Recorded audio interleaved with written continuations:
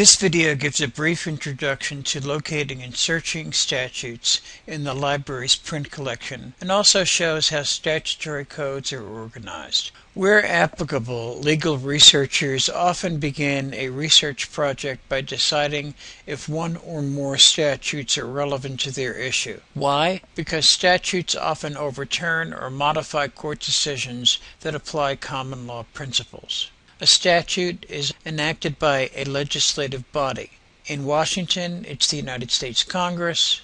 In Albany, it's the state legislature. And in New York City, it's the New York City Council. Determining whether federal, state, or local law governs is crucial to any legal research project.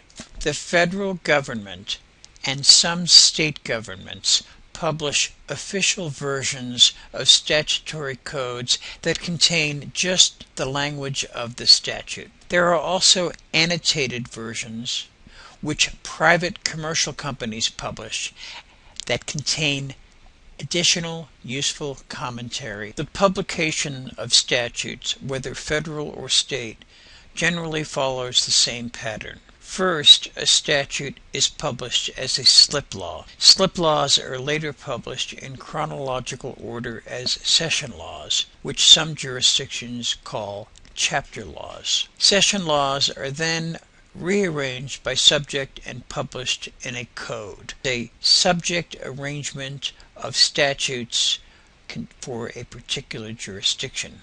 In the Brooklyn Law School Library, New York material is kept in the Courier Room on the second floor. There is no official New York code, but the unofficial code is called McKinney's Consolidated Laws of New York Annotated. It is updated with annual pocket parts or soft-covered supplements and monthly pamphlets. The official United States Code, as well as the unofficial United States Code Annotated, USCA, published by West, and the United States Code Service, USCS, published by Lexis, are kept in the statutory collection on the second floor, along with the statutes of the remaining 49 states. Experienced researchers prefer to use statutory codes in print as the most time and cost-effective way to locate and find statutes because of their easy-to-read indexes and the ability of researchers to see the context of a given section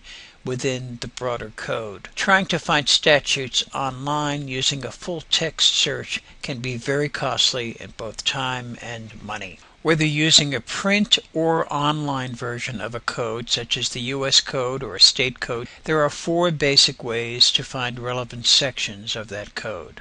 One is by using a citation. You can also use the table of contents, a statute's index, or a popular name table.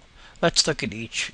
In the fact pattern involving Betty Baker and Begonia Bakery, assume that either A, your supervising attorney gave you a citation, or B, case research turned up the citation to New York General Business Law, Section 340 as the statute that you need for your research. For our statute, go to McKinney's and locate General Business Law and find the volume with Section 340. The format for a citation to the U.S. Code is slightly different, as you see here, where the number of the title comes first, followed by the name of the code, and last, the section number. Another way to search statutory codes is by browsing the table of contents.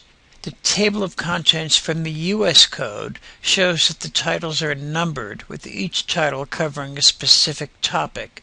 The titles in the New York Code use alphabetically arranged names rather than title numbers. Depending on the jurisdiction, titles of a statutory code are divided into articles or subtitles, chapters, sections, and subsections. The New York Code is divided into articles. Article 22 of the General Business Law deals with monopolies, and it has several sections about which the researcher needs to be aware. Statutory codes include a general print index covering the entire code. Some code versions, like USCA, USCS, and McKinney's, also provide a narrower index at the end of each title. These title indexes are often less current than the general index, so it's best to consult the general index of the entire code. When searching the index, try to begin with terms that would be present in the statute itself. If you cannot find the initial term, widen your search and think more generally about what broader terms may be equivalent to your initial terms.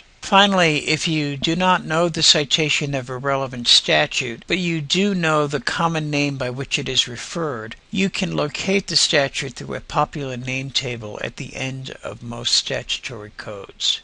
This screenshot of the popular name table from the U.S. Code provides a citation to the public law and a citation to the code sections affected. This introduction to publication and arrangement of statutory codes is followed by 2 additional videos